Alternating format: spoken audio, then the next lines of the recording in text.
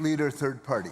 Thank you, Honourable Speaker. Honourable Speaker, mental disorders incurred from job-related trauma are serious injuries that can be debilitating. Last spring, this government introduced protections by adding a presumptive clause for this kind of workplace injury. Now, certain first responders are supported for injuries that can arise from the important work they do. While I'm pleased, Honourable Speaker, that BC is extending protection for some workers, I'm concerned that others who suffer mental disorders on the job are being left out. In particular, I'm profoundly troubled that professions such as nursing, teaching, social work, 9/11 responders, that employ disproportionate numbers of women, when compared to men, are being left out. When I raised this issue this past spring, the minister stated that he shared my concern and was committed to every worker getting the help and safety they need. What has the minister done, Honourable Speaker, through you to the Minister of Labour, to deliver on this commitment? Minister of Labour. Thank you, Honourable Speaker.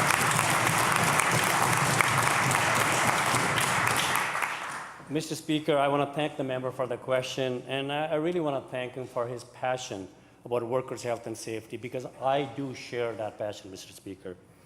And I must say that I'm proud to say in this House that one of the first action as a minister, I changed the WCB Act to make it easier for the first responders to access benefits for those who are suffering from mental health injuries. Because, Mr. Speaker, first responders have been asking for these changes for a long time. They were ignored by the previous government. We couldn't ask them to wait any longer. So, Mr. Speaker, Bill 9 also, as the member mentioned, enabled me to add other groups of workers, provide them better protection, Mr. Speaker. That's why I'm meeting with all those groups of people that the member had mentioned, including QP, the nurses, dispatchers, Mr. Speaker, and about how to add them onto the list, Mr. Speaker. But I also understand that the workers suffering from mental health injuries need help now. That's why changes are being made at WCB right now.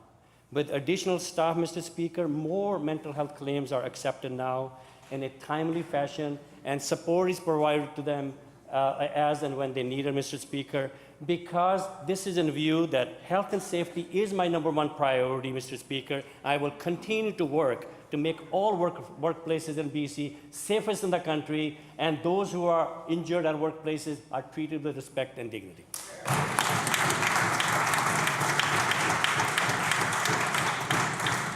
Leader, third party on a supplemental. Well, thank you, Honourable Speaker. I might suggest to the minister, when he asked how to make such changes, it's quite easy. It's through order in council. So I would encourage the minister to direct that passion that he talked about to actually ensuring that the workers are given the protection that they need. For example, a few moments ago, I read the story of registered nurse Bonnie Christie. Her doctor filed a WorkSafe BC claim and referred her to a psychiatrist who confirmed the diagnosis. But the WorkSafe BC process to evaluate her claim took 4 months and made her relive the traumas time and time again. This is what Bonnie says. The core problem I had with WorkSafe BC is that nursing isn't one of the occupations that presume mental disability because of work trauma.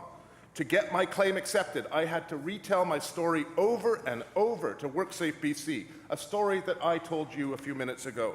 And every time I retold it, I relived what I went through. During that time, I was crying all day long and had so much anxiety I couldn't leave the house. My question is to the Minister of Labour. When will he ensure that the presumptive clause for work-related mental health disorders is applied to nursing? The trauma Barney has experienced is no different, Honourable Speaker, from the trauma that's experienced by firefighters and police officers, professions that are dominated by men, not women. The Nurses Union have provided the evidence to the minister. It's time for the minister to act. When will he act? Minister of Labour. Thank you, Honourable Speaker. And I must say that unlike the previous government, health and safety of workers is my #1 priority. And Mr. Speaker, that's why, Mr. Speaker, we made the changes.